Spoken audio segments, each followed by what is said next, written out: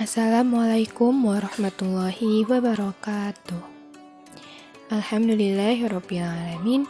Segala puji bagi Allah Subhanahu wa Ta'ala, karena atas rahmat, karunia, serta hidayahnya kita masih diberi kesehatan, kekuatan, dan iman Islam hingga saat ini. Pada video kali ini, saya, Ifat Halimatus Sa'diyah, dengan teman saya, Fitria Purbasari, akan menyampaikan materi mengenai kerangka dasar ajaran Islam yang meliputi akidah, akhlak, dan syariah.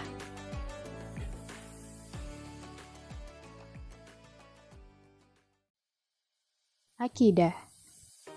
Pengertian dan pokok-pokok akidah Islam.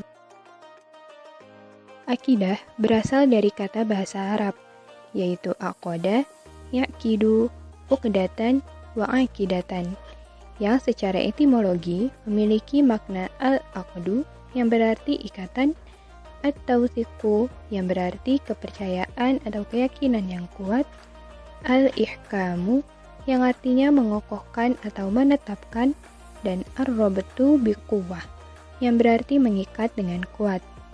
Sedangkan secara istilah, akidah adalah iman yang teguh dan pasti, yang tidak ada terbersit keraguan sedikit pun bagi orang yang meyakininya. Adapun yang dimaksud dengan akidah Islam ialah kepercayaan yang penuh keyakinan kepada Allah, para malaikatnya, kitab-kitab sucinya, para rasulnya, hari akhir, qadar baik dan buruk, serta seluruh muatan Al-Quran dan As-Sunnah berupa pokok-pokok agama, perintah-perintah, dan berita-beritanya. Rukun atau pokok akidah Islam, yang juga kerap kita sebut dengan rukun iman, terdiri dari 6 unsur, yaitu iman kepada Allah, iman kepada malaikat-malaikat Allah, iman kepada kitab-kitab Allah, iman kepada Rasul-Rasulullah, iman kepada hari akhir, serta iman kepada qada dan qadar Allah. Ciri-ciri akidah dalam Islam. 1. Akidah didasarkan pada keyakinan hati. Hal ini menjelaskan bahwa akidah tidak menuntut yang serba rasional, sebab dalam akidah ada beberapa masalah tertentu yang tidak dapat dijangkau oleh kemampuan akal dan logika manusia. 2. Akidah Islam sesuai dengan fitrah manusia, sehingga pelaksanaan akidah akan menimbulkan ketentraman dan ketenangan. 3. Akidah Islam diasumsikan sebagai perjanjian dan kokoh, maka dalam pelaksanaannya, akidah harus penuh keyakinan tanpa disertai kebimbangan dan keraguan. 4. Akidah dalam Islam tidak hanya diyakini, tetapi perlu pengucapan dengan kalimat thayyibah, yaitu kalimat syahadatain, dan diamalkan dengan perbuatan soleh, seperti yang disabdakan Nabi Muhammad SAW, al-imanu ma'rifatun bil qalbi, wa qawlun bil lisani, wa amalu bil arkan, yang artinya, iman itu ialah dipercaya dalam hati, diucapkan dengan lisan, dan diamalkan dengan perbuatan. 5. Dalam pencaharian kebenarannya, keyakinan dalam akidah Islam tidak dapat hanya didasarkan atas indera dan kemampuan manusia, melainkan membutuhkan wahyu yang dibawa oleh para Rasul Allah Subhanahu wa Ta'ala.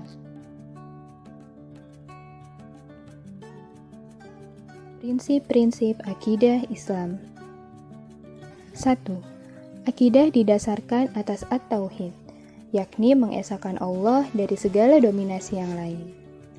2. Akidah harus dipelajari secara terus-menerus dan diamalkan sampai akhir hayat, kemudian selanjutnya diturunkan kepada yang lain. 3. Pembahasan akidah tentang Tuhan dibatasi dengan larangan memperbincangkan atau memperdebatkan tentang eksistensi zat Tuhan, sebab dalam satu hal ini, manusia tidak akan pernah mampu menguasai. 4. Akal dipergunakan manusia untuk memperkuat akidah, bukan untuk mencari akidah, karena akidah Islamiyah sudah jelas tertuang dalam Al-Quran dan As-Sunnah. Fungsi akidah Islam.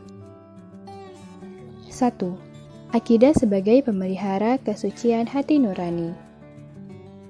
Akidah akan menjaga hati nurani sehingga tetap kuat, bersih, dan mempunyai pandangan yang jernih dan terang. Itu disebabkan karena orang yang berakidah akan meyakini bahwa Allah senantiasa di dekatnya dimanapun dia berada. 2. Akidah menimbulkan perasaan aman. Sebagaimana orang beriman itu tidak menyesali dan menangisi masa yang lalu, tidak menghadapi masa yang sedang dialaminya dengan kesal dan keluh kesah, serta tidak menanti masa yang akan datang dengan ketakutan dan kecemasan. Sehingga hati orang yang berakidah akan selalu merasa aman, tentram, dan damai. 3. Akidah menimbulkan pengharapan. Pengharapan merupakan suatu kekuatan yang mendorong dan membukakan hati manusia untuk melakukan kegiatan, menunaikan kewajiban, menjauhkan rasa malas, serta membangkitkan kesungguhan, demi mengharap untuk memperoleh keridhaan Allah Subhanahu wa Ta'ala. 4. Akidah sebagai tempat berpijak. Akidah diibaratkan seperti pondasi dari bangunan spiritual. Jika bangunan itu memiliki pondasi yang kuat, maka akan berdiri kokoh dengan megahnya. Namun jika pondasinya tidak kuat, maka bangunan di atasnya akan runtuh. 5. Akidah membebaskan manusia dari penghambaan kepada sesama makhluk. Orang yang mempunyai akidah yang benar tidak akan pernah mau menghambakan atau menggantungkan dirinya kepada sesama makhluk walau dalam keadaan yang bagaimanapun, karena makhluk ciptaan Allah itu juga hanyalah hamba Allah semata. Tingkatan dalam akidah. Ditinjau dari segi kuat dan tidaknya, akidah dibagi menjadi 4 tingkatan, yaitu: yang pertama, tingkat ragu atau taklid, yakni orang yang berakidah hanya karena ikutan-ikutan saja dan tidak mempunyai pendirian sendiri. 2. Tingkat yakin, yakni orang yang berakidah dan mampu menunjukkan bukti atau dalilnya, tapi belum mampu merasakan hubungan kuat dan mendalam antara objek dengan dalil tersebut. Atau dengan kata lain, keyakinannya masih didasarkan kepada pengetahuan semata. Yang ketiga, tingkat ainul yakin, yakni orang yang berakidah secara rasional dan mendalam, serta mampu membuktikan hubungan antara objek dengan bukti atau dalilnya. Tingkat ini tidak akan terkecoh dengan sanggahan-sanggahan yang bersifat rasional dan ilmiah. 4. Tingkat hakul yakin, yakni orang yang berakidah atau meyakini sesuatu, di samping mampu membuktikan hubungan antara objek dengan bukti secara rasional dan mendalam, juga mampu menemukan dan merasakannya melalui pengalaman-pengalaman dalam pengamalan ajaran agama. Orang yang telah memiliki akidah pada tingkat ini tidak akan tergoyahkan dari sisi manapun. Bahkan, jika hanya ia seorang diri yang memegang akidah itu dan tidak ada orang yang mempercayai atau mendukungnya. Akhlak. Pengertian akhlak. Akhlak berasal dari bahasa Arab, yaitu bentuk jamak dari khuluq yang secara etimologi berarti at-tabu'u yang berarti karakter dan as-sajiyah yang berarti perangai. Sedangkan menurut istilah, akhlak didefinisikan dengan sekumpulan nilai-nilai dan sifat yang menetap di dalam jiwa yang dengan petunjuk dan standarnya sebuah perbuatan dinilai baik atau buruk oleh seseorang yang untuk kemudian dia melakukan perbuatan tersebut atau mengurungkannya. Dalam perspektif Islam, akhlak atau moral memiliki kedudukan yang tinggi, seperti yang disabdakan Nabi Muhammad SAW, "Akmalul mu'minina imanan ahsanuhum khuluqan," yang artinya, orang mukmin yang paling sempurna imannya ialah yang paling baik akhlaknya. Akhlak Islami memiliki beberapa karakteristik yang membedakannya dari sistem akhlak lainnya. Di antara karakteristik akhlak Islami tersebut adalah: yang pertama, Rabbaniyah, atau dinisbatkan kepada Tuhan. Yang kedua, Insaniyah, yaitu bersifat manusiawi. 3. Syumuliyah, yaitu universal dan mencakup semua kehidupan. Dan yang terakhir, Wasatiyah, yaitu sikap pertengahan. Yang dimaksud dengan sikap pertengahan di sini adalah keseimbangan di antara dua hal yang saling bertolak belakang atau berlawanan. Misal, sisi rohani dan fisik, individual dan sosial, sisi duniawi dan ukhrawi, dan sebagainya. Sumber dan kedudukan akhlak. Akhlak menempati posisi yang sangat penting dalam agama Islam. Pentingnya kedudukan akhlak dapat dilihat dari berbagai sunnah qauliyah Rasulullah.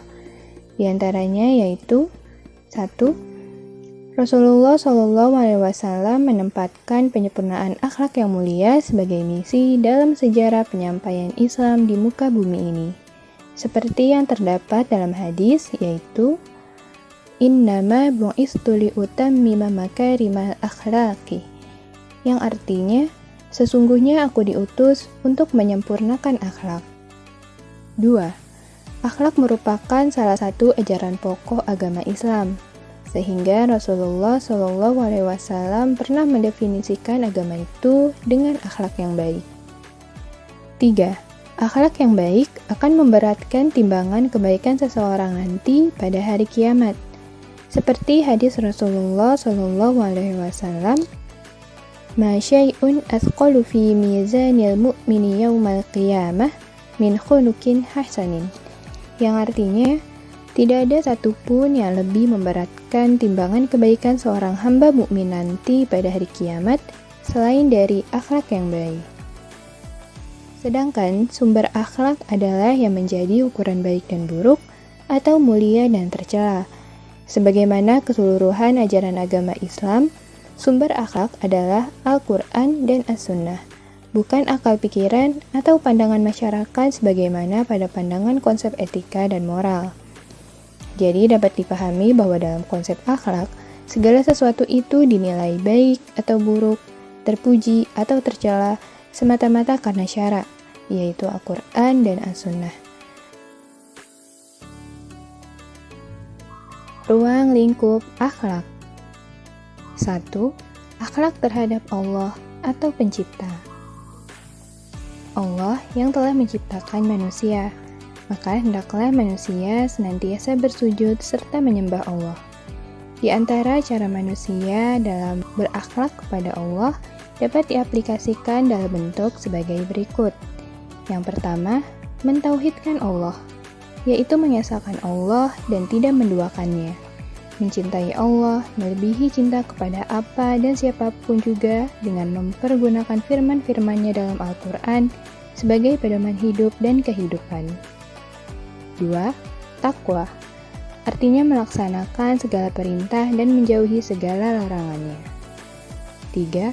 Senantiasa berdoa dan hanya meminta kepada Allah. Dan yang keempat, bertawakal atau berserah diri kepada Allah Subhanahu wa Ta'ala. 2. Akhlak terhadap sesama makhluk.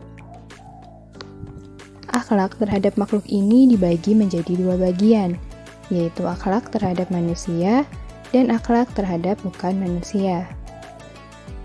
Yang pertama, yaitu akhlak terhadap manusia, di mana akhlak terhadap manusia ini juga dapat dirincikan lagi menjadi beberapa bagian, yaitu yang pertama, akhlak terhadap Rasulullah SAW. Akhlak terhadap Rasulullah antara lain, mencintai Rasulullah secara tulus dengan mengikuti semua sunnahnya, menjadikan Rasulullah sebagai idola, suri tauladan dalam hidup dan kehidupan, menjalankan apa yang diperintahkan dan tidak melakukan apa yang dilarang. 2.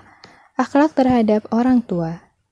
Akhlak terhadap orang tua antara lain, mencintai mereka diiringi perasaan kasih sayang, berkomunikasi dengan orang tua dengan hikmat, menggunakan kata-kata lembut, berbuat baik kepada ibu bapa dengan sebaik-baiknya, mendoakan keselamatan dan keampunan bagi mereka kendatipun seorang atau kedua-duanya telah meninggal dunia. 3. Akhlak terhadap diri sendiri. Akhlak terhadap diri sendiri berupa memelihara kesucian diri, menutup aurat, jujur dalam perkataan dan perbuatan, malu melakukan perbuatan jahat, ikhlas, sabar, rendah hati, menjauhi dengki, menjauhi dendam, berlaku adil terhadap diri sendiri dan orang lain, serta menjauhi segala perkataan dan perbuatan sia-sia. Yang keempat, akhlak terhadap keluarga dan karib kerabat. Akhlak terhadap keluarga dan karib kerabat ini diantaranya saling membina rasa cinta dan kasih sayang dalam kehidupan berkeluarga, saling menunaikan kewajiban untuk memperoleh hak, berbakti kepada ibu bapak, mendidik anak-anak dengan kasih sayang, memelihara hubungan silaturahmi yang dibina orang tua yang telah meninggal dunia, serta memelihara keturunan. Yang kelima, akhlak terhadap tetangga. Akhlak terhadap tetangga antara lain saling mengunjungi, saling bantu di waktu senang, lebih-lebih tatkala susah, saling beri-memberi, saling hormat-menghormati, dan saling menghindari pertengkaran dan permusuhan. Yang keenam, akhlak terhadap masyarakat, diantaranya yaitu memuliakan tamu, menghormati nilai dan norma yang berlaku dalam masyarakat bersangkutan, saling tolong-menolong dan melakukan kebajikan dan takwa, menganjurkan anggota masyarakat termasuk diri sendiri dan orang lain agar tidak melakukan perbuatan mungkar, memberi makan fakir miskin dan berusaha melampangkan hidup dan kehidupannya, bermusyawarah dalam segala urusan, mentaati keputusan yang telah diambil, dan menepati janji. Lalu, akhlak terhadap semua makhluk ciptaan Allah yang kedua yaitu akhlak terhadap bukan manusia, atau dengan kata lain, berakhlak terhadap lingkungan hidup. Sebagaimana yang diajarkan dalam Al-Quran, bahwa fungsi manusia ialah sebagai khalifah di muka bumi ini. Cara berakhlak terhadap lingkungan diantaranya, sadar memelihara kelestarian lingkungan hidup, menjaga dan memanfaatkan alam yang sengaja diciptakan Allah untuk kepentingan manusia dan makhluk lainnya, dan menyayangi semua makhluk hidup.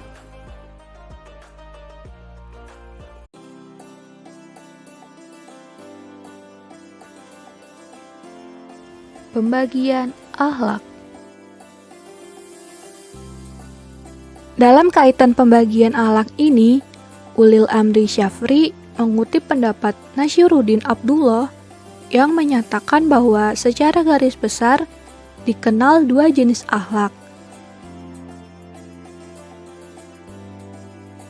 yaitu akhlak al-karimah atau akhlak terpuji, akhlak yang baik dan benar menurut syariat Islam, dan akhlak al-mazmumah atau akhlak tercela, akhlak yang tidak baik dan tidak benar menurut syariat Islam.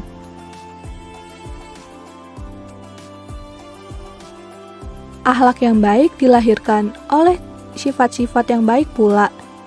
Demikian, sebaliknya, akhlak yang buruk terlahir dari sifat yang buruk.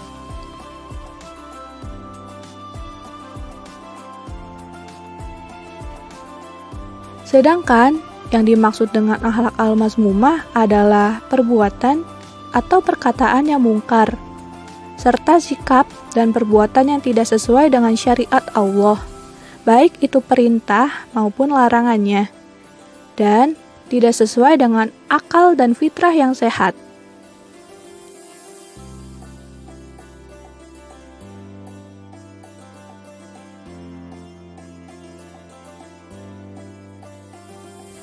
Yang pertama, akhlak terpuji.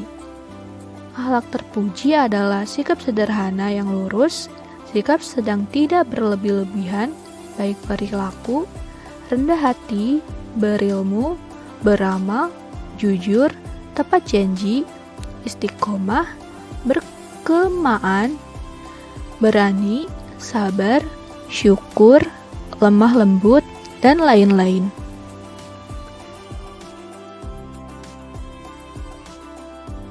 Yang kedua, akhlak tercela. Akhlak tercela yaitu semua apa-apa yang telah jelas dilarang dan dibenci oleh Allah Subhanahu wa Ta'ala, yang merupakan segala perbuatan yang bertentangan dengan akhlak terpuji.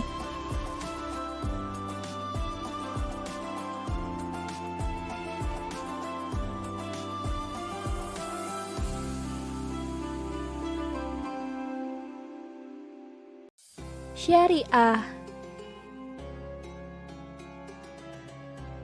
Syariah adalah segala peraturan agama yang telah ditetapkan Allah Subhanahu wa Ta'ala untuk umat Islam baik dari Al-Quran maupun dari Sunnah Rasulullah SAW yang diberikan kepada manusia melalui para nabi agar manusia hidup selamat di dunia maupun di akhirat.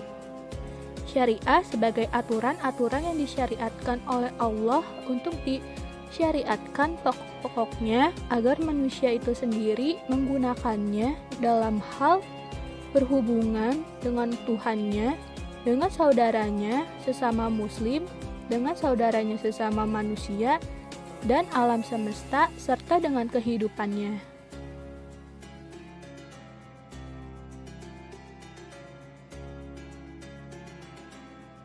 Syariah Islam secara mutlak dimaksudkan seluruh ajaran Islam baik yang mengenai keimanan, amalia ibadah, maupun mengenai akhlak. Sebagaimana firman Allah Subhanahu wa Ta'ala sebagai berikut.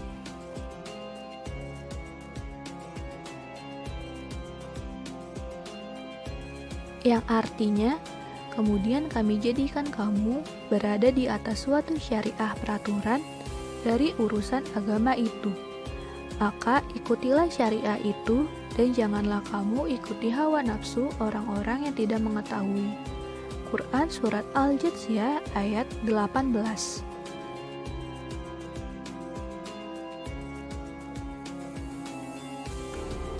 Sumber-sumber syariah. Yang pertama, Al-Quran. Al-Quran adalah kumpulan wahyu Allah Subhanahu wa Ta'ala yang diturunkan kepada Nabi Muhammad SAW yang dihimpun dalam sebuah kitab suci yang menjadi pegangan bagi manusia muslim. Yang kedua, Al-Hadis. Al-Hadis adalah sumber hukum Islam atau pedoman hidup kaum muslimin yang kedua setelah Al-Quran. Yang ketiga, ijtihad. Ijtihad adalah mengarahkan segala kemampuan untuk mencapai suatu yang diharapkan. Ijtihad ini merupakan sumber hukum ketiga setelah Al-Quran dan Al-Hadis.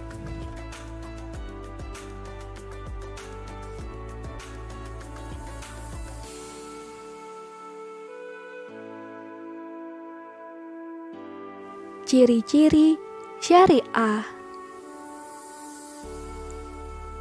Adapun ciri-ciri syariah sebagai berikut. Yang pertama, syariah memberikan prinsip-prinsip universal sehingga akan memberikan seluas-luasnya bagi kemajuan peradaban manusia. Hal ini khususnya dalam masalah keduniawian.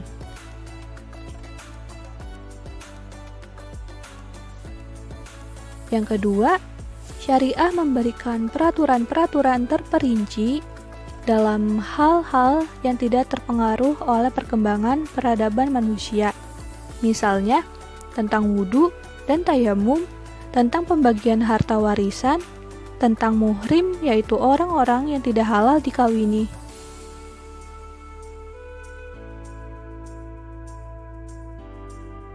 Yang ketiga, syariah tidak memberatkan. Sesuai dengan misi Islam, sebagai rahmat bagi manusia, maka Islam datang untuk membebaskan manusia dari segala rupa hal yang memberatkan dan mengacaukan hidupnya. Syariah tidak akan memaksa manusia yang bersifat lemah atau sampai melampaui batas.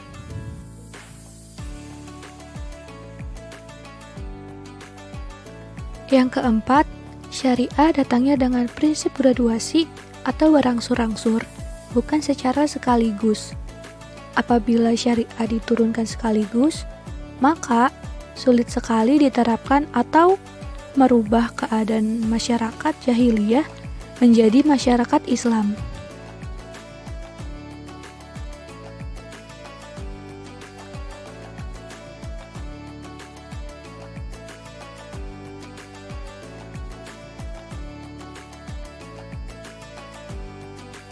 Klasifikasi syariah. Yang pertama, yang termasuk wajib atau ijab, yaitu suatu ketentuan yang menurut pelaksanaannya apabila dilakukan mendapatkan pahala dan apabila ditinggalkan mendapatkan dosa atau mendapatkan siksa.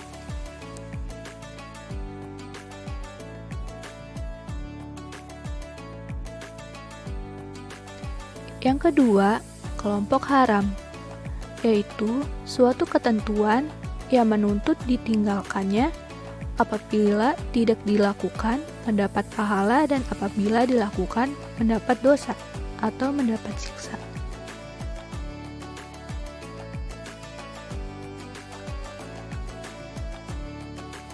Yang ketiga, kelompok sunnah atau nat mustahab, yaitu suatu ketentuan yang dianjurkan pelaksanaannya apabila dilaksanakan mendapat pahala, apabila ditinggalkan tidak berdosa atau tidak mendapat siksa.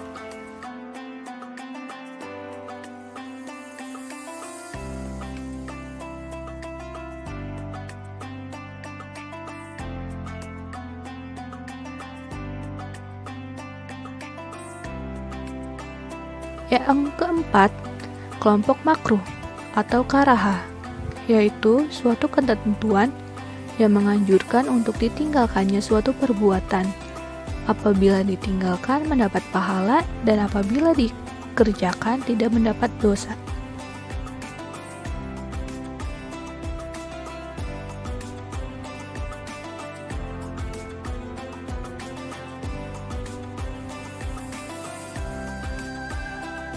Lalu yang kelima, kelompok yang diizinkan atau ibadah, yaitu suatu ketentuan yang tidak melarang atau memerintah suatu perbuatan untuk dikerjakan maupun tidak mendapat pahala atau dosa.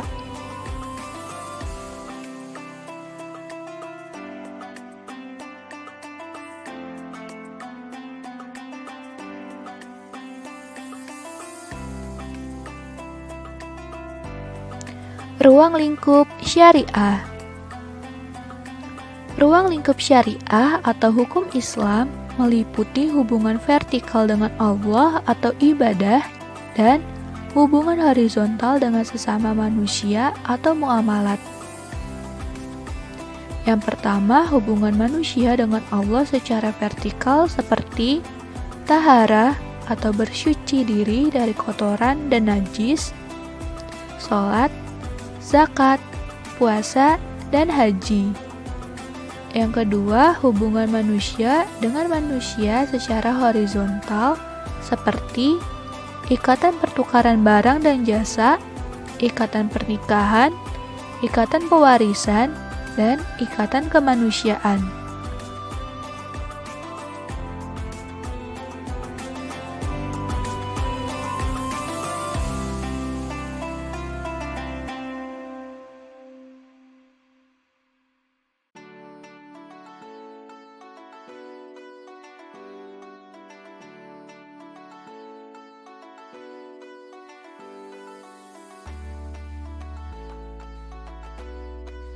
Nah, setelah kami paparkan pembahasan tentang akidah, syariah, dan akhlak, di bagian ini akan dijelaskan tentang hubungan antara akidah, syariah, dan akhlak.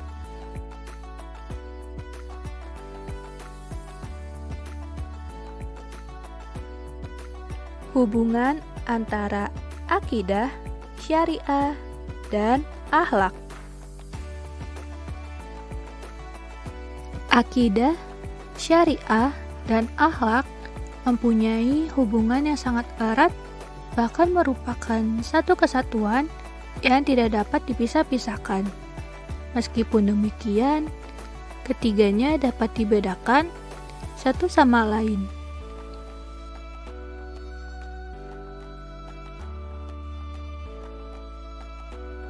Akidah sebagai konsep atau sistem keyakinan yang bermuatan elemen-elemen dasar iman, menggambarkan sumber dan hakikat keberadaan agama.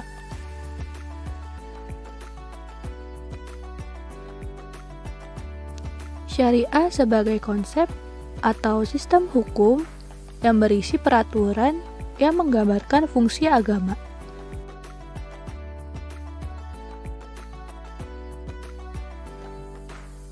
Sedangkan akhlak sebagai sistem nilai etika menggambarkan arah dan tujuan yang hendak dicapai oleh agama. Oleh karena itu, ketiga kerangka dasar tersebut harus terintegrasi dalam diri seorang muslim. Integrasi ketiga komponen tersebut dalam ajaran Islam ibarat sebuah pohon. Akarnya adalah akidah, sementara batang, dahan, dan daunnya adalah syariah. Sedangkan buahnya adalah akhlak.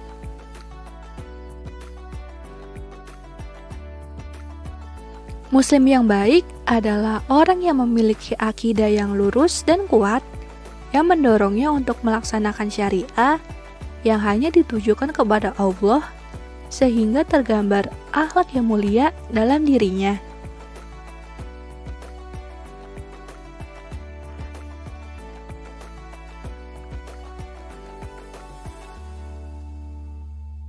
Atas dasar hubungan ini pula, maka seorang yang melakukan suatu perbuatan baik, tetapi tidak dilandasi oleh akidah atau iman, maka ia termasuk ke dalam kategori kafir.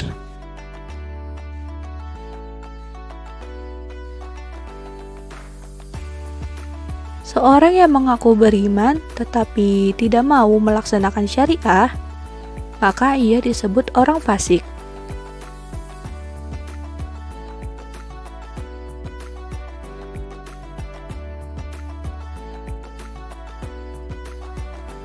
Sedangkan orang yang mengaku beriman dan melaksanakan syariah, tetapi tidak dilandasi akidah atau iman yang lurus, disebut orang munafik.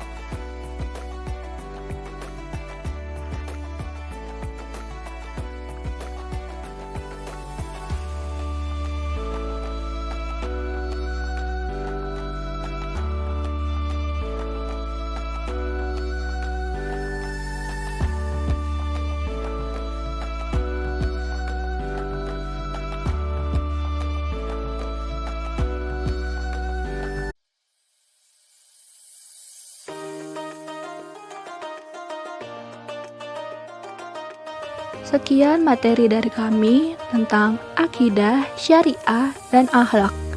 Semoga materi yang kami berikan dapat bermanfaat dan kita semua menjadi pribadi yang lebih baik lagi sesuai ajaran Islam.